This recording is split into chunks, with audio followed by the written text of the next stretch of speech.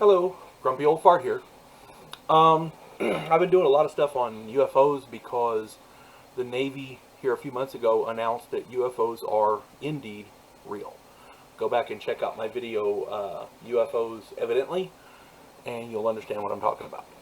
So, for this video, I'm going to talk about something from right here in New Mexico. The Lonnie Zamora UFO encounter from 1964. It was April the 24th, 1964, excuse me, to be precise, and right outside Socorro, New Mexico.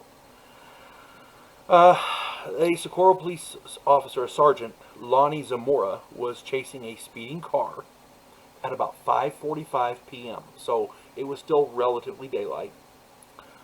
He heard a roar, and this was in April, so it was pretty well daylight. He heard a roar and saw flame in the sky to the southwest. He thought it might have been a dynamite shack exploding because, you know, they have storage out there. So he broke off the chase and went to investigate, make sure, you know, because wildfires are a big concern here. So it took him 3 tries to get his car up the steep hill, but he finally did. And he saw what appeared to be an overturned white car standing on its radiator or on its trunk. There were 2 people standing close to it. This is at a fairly distant range there. So there were 2 people standing close to it, and one of them saw him and was startled, and so they turned and disappeared somehow or other. I don't know if he's not clear if they actually went in or whatever. He didn't see them go back into the vehicle or take off down a hill or whatever. He didn't see that, but that was the last time he saw them.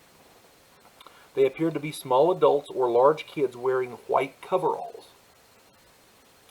He approached to help, and when he got out of the car, the object lifted up slowly on flame, with flame like a jet coming out. And it was a weird roaring sound, not like a jet, but a different sound. It was high pitched and like that. And he ran away. He didn't know what to think, but he ran away. The object was oval. When it lifted up, he saw that it was more of an oval shape instead of like a car. It was more of an oval shape, and it had some sort of a red lettering on it. He couldn't make out the lettering, but it was on the side. And so he finally made it back to the car, and he was calling for help, saying, you know, talking to the dispatcher, "Hey, do you see this?" Because you have to understand, in that area, it wasn't in '64. It wasn't very. There wasn't a lot of suburbs there, so from town you could see this thing. At least that was his hope. The dispatcher said he never saw it, but you know, that was his hope. And so the object left tracks on the ground with fused sand. So something hot was there, and if you take a lot of heat and apply to sand, you get like a fused glass looking thing. Fused sand. Kind of like when a nuclear bomb goes off and you get all that glass in that area. It's the same thing. Anyway, several other witnesses did see the object. Not the dispatcher, but other people in the area, including some tourists from Colorado. They ended up seeing it too. And this Zamora, he was a very reliable source. When you get sources for UFO sightings like Lonnie Zamora, those are priceless because they're trained observers, they're police officers. This guy was a straight-laced guy. Everybody trusted him. There was not a black mark anywhere on his character. This guy was the real deal. Okay, this guy's an outstanding guy. Project Blue Book took Zamora very seriously. They've got him listed in their reports. So this is not a little incident. This was a serious thing, and it's another one right here in New Mexico. When